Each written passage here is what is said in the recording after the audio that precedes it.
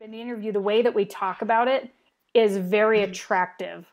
It sounds way more stable. It's not commission only. So this is why, I mean, I just added you into the group, but you're seeing these guys, I mean, Josh, Lisa, Allison, Joe, Graham, like they're getting like 20 people in an interview per day or 40 people in an interview per day. They're hiring 22, 30 people for training the next week. The interview script is so important because it's a recruiting interview. It's a sales pitch basically, but it doesn't sound like one, and it gets these guys to come in.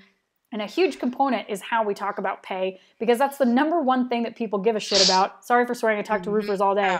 But that's what they care about when they're looking for a job. Because most people who are going to apply for this job, Desiree, they're not looking for a unique opportunity. You've heard me say this. Right. They want a stable, guaranteed job. Yep.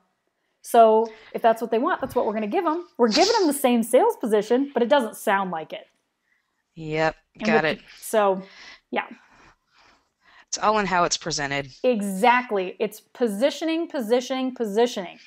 Graham signed up, and then I got a text message like 45 minutes later. It was like, I already have 10 people. And I'm like, great.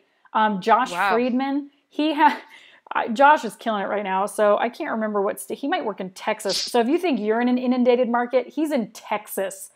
So there's times 10 how many roofers you're dealing with.